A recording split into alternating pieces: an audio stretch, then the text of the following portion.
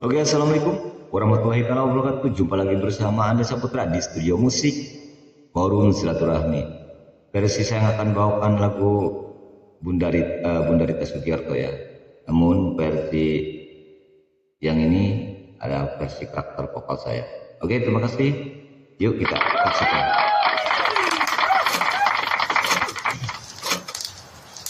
Sebuah lagu pertemuan.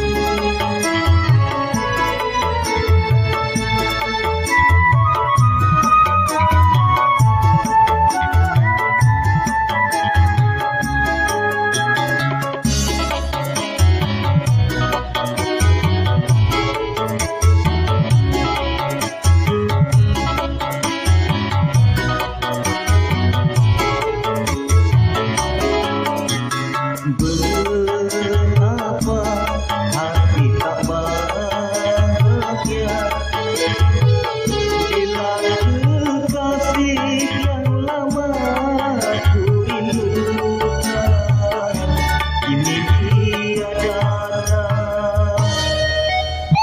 Dia datang seperti dahulu setelah lama meninggalkan itu sepi sendiri.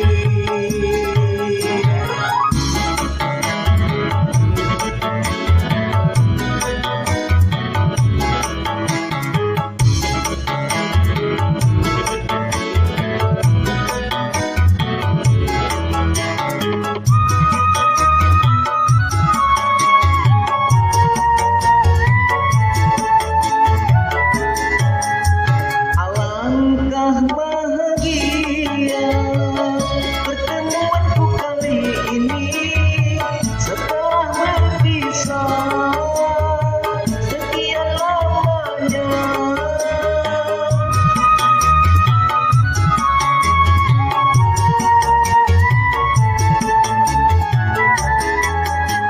Semoga selamanya dia berada di sisiku, jangan pergi lagi, jangan sunyi lagi, sampai akhir nanti selalu berdua.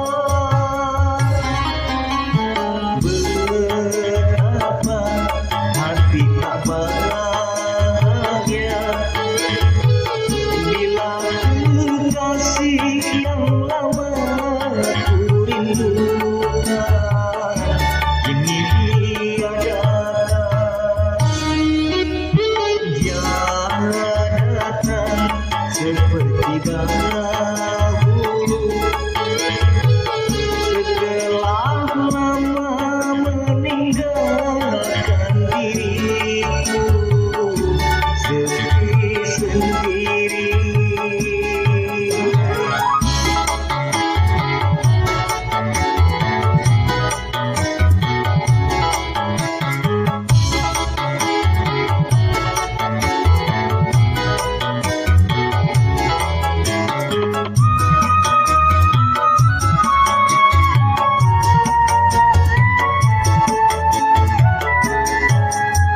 Alangkah bahagia pertemuanku kali ini setelah berpisah sekian lamanya.